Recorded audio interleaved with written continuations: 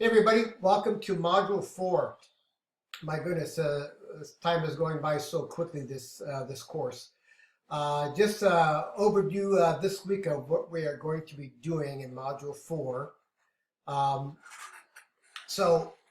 this week I think is going to be sort of a fun week. I don't think it should be too labor intensive in terms of your time commitment, as long as you've been working ahead and got your interviews lined up or have already completed them. If not, I'll talk about that here in just a minute. So this week we're going to be looking at a discussion board assignment this week, and basically it's a rock, paper, scissors exercise where we're looking at the courtroom. And so for this courtroom version of rock, paper, scissors, you're going to be deciding which element wins. In other words, which particular member of the courtroom work group do you think has more influence than the other? So basically what you're going to do is you're going to look at judges, lawyers, litigants, court clerk, manager, and court administrator, and you're going to put each of these names on a piece of paper, and then you're going to pick two slips of paper bearing different titles. And then based on what we've learned in Chapter 8 about the staff of the courtroom work group and the names of the positions that one typically finds in a court environment, you're going to look at the powers and duties of each of the two court participants named on the slips of paper that you choose, and then you're going to decide which of the two titles that you pick wins that round. That is, decide which of the two roles has power over the other and the ability to stop, stymie, interfere with, or delay the work of a person on in the other role. For example, if you pick judge and litigant, litigant being either the defendant in the case, if it's a criminal case, or one of the parties in a civil suit, you might decide that the judge wins because the judge can deny the litigant's request for delay of a hearing. So here in this case, the judge, basically holds the power. There may be cases where maybe the litigant holds the power, because sometimes as an attorney, if you're going to, for example, ask for a continuance, your client has to agree that a continuance is needed. So, each of these roles is very important as we begin to understand this whole concept of the courtroom work group and those people involved in it. So in your initial post, you need to identify which two titles you selected. Remember, this should be random. State who you decided was the winner, and then explain why. All right, so that's relatively straightforward. In your response to your peers, take the contrary view. That is, explain why the other court participants should have won that round. For example, you might argue that the litigant should win the round over the judge because the litigant can appeal the judge's decision regarding case scheduling. So again, here we have you take a look at two sides of the issue, and getting you to think critically about how the power shift can change in the courtroom environment based on a lot of the legal principles that are associated with the criminal justice system, or we'll just say the court system. Okay, so that's what you're going to be looking at. And as we evaluate, those people, the crucial actors in the judicial process, we do have to focus on judges and lawyers, because those are the people that are involved in the process, especially in terms of the courtroom and trying to keep court cases flowing smoothly. And so oftentimes judges are key in that judges have to set a reasonable time period for attorneys to submit necessary paperwork, pleadings or filings or motions or something to that effect. And as a lawyer, you expect judges to render their decisions in a timely manner. Neither group, whether you're talking about judges or lawyers, want to drag cases out because it doesn't really do much good.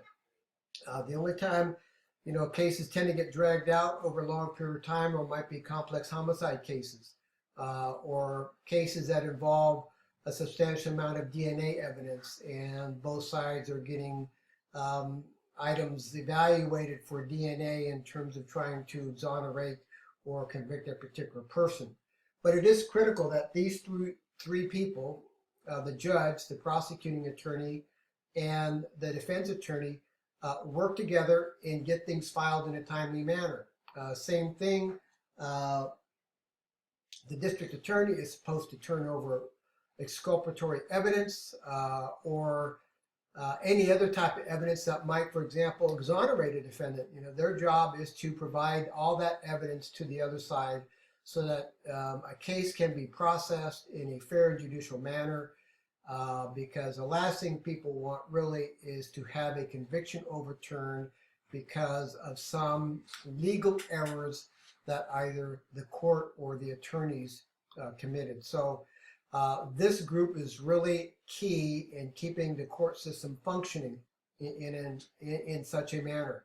And when you consider last week, when you looked at state courts and federal courts and which one do you think worked the hardest because of the amount of cases, you realize in the state arena, the local courts, they do an awful lot of work. There's an awful lot of cases that go through the criminal justice system at the local level, both misdemeanors and felonies.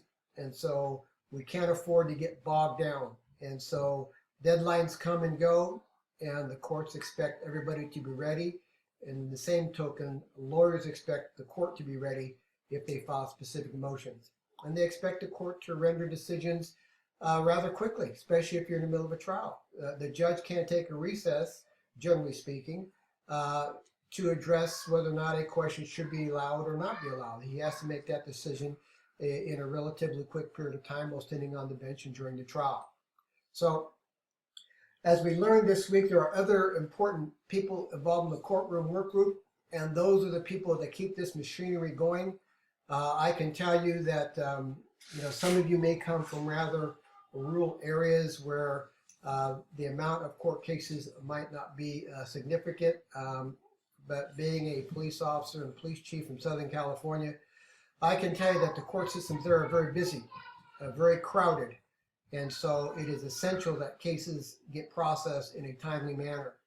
The other part of this whole process is the fact that when you're talking criminal or civil, there's a time clock ticking. In other words, things have to be done legally within a certain period of time. Otherwise, you run into huge legal problems. And so both sides have to understand that, and the judges have to understand that, and all the people involved in the court process have to understand that. So if paperwork isn't filed in a timely manner or processed in a timely manner, it can result in significant judicial problems and significant legal problems. The one thing about the criminal justice system, if you're interested in a career in that, be aware that we push a lot of paper. Police officers have to write detailed reports. They have to be filed in a timely manner. District attorneys have to review the paperwork, determine whether or not they're going to file criminal charges if you don't use a grand jury system. If they're going to charge somebody with a crime, then they have to file the necessary paperwork to the court so that the person is now officially charged with a criminal offense.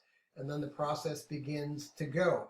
And so it's really going to be important that everybody get their work done in a very timely manner. I can't stress enough that in this business, paperwork is important because you're talking about people's civil liberties. All right, people in jail deserve their day in court.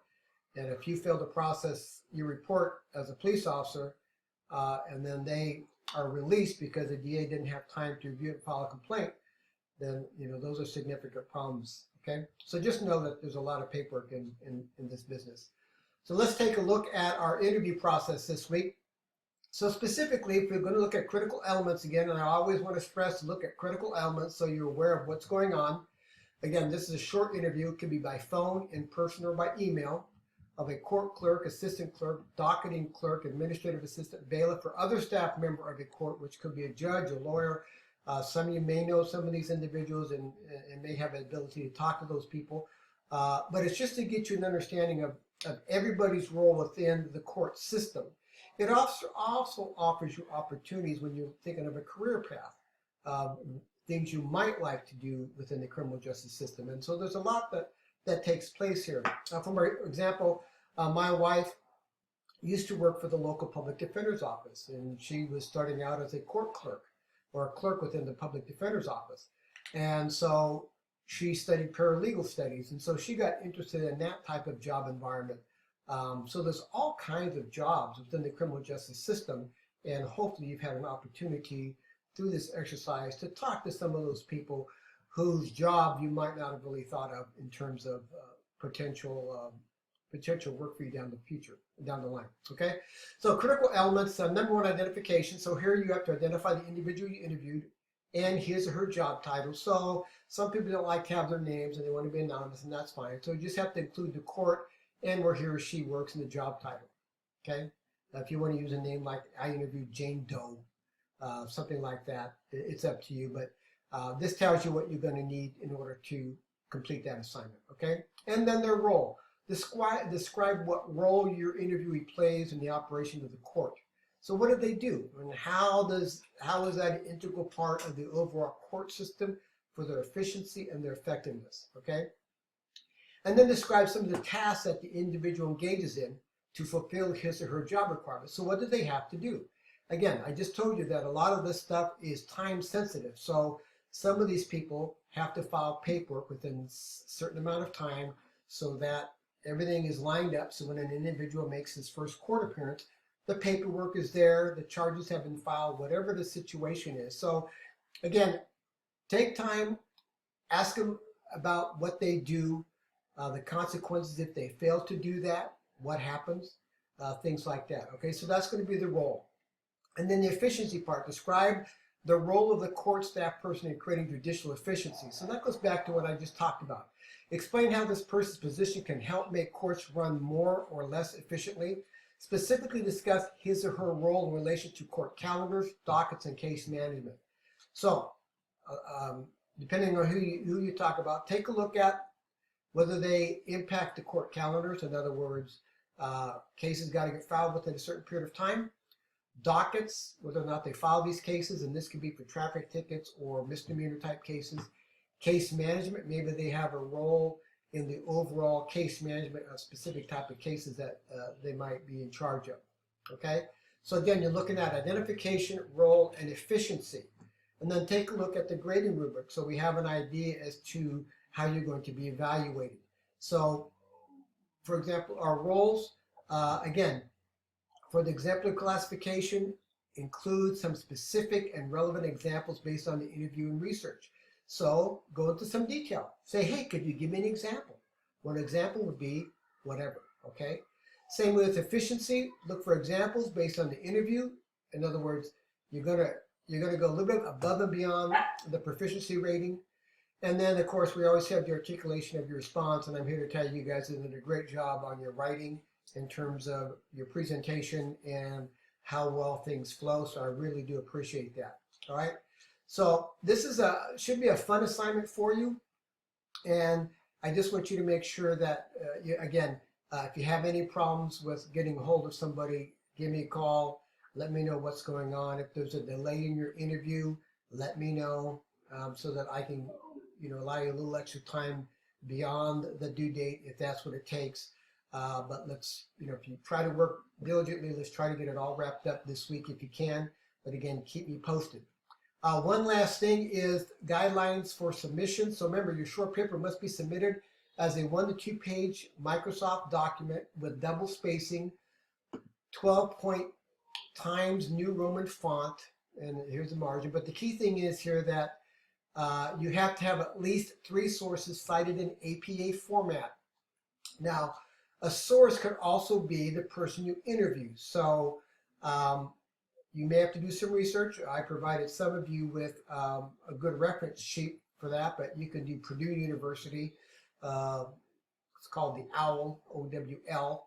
If you Google that for APA guidelines, that should kick up. So figure out how to do a proper APA reference for an interview. So one of those could in fact be the person you interview. Consider our textbook, and then anything else that you come across that could be used as a reference. All right. So again, I think this should be a good assignment for you. And again, if you have any questions, call or text me. That's the easiest way to do it to make sure that we get this addressed immediately. Okay. Have a good week, and I look forward to reading your interviews. Thanks.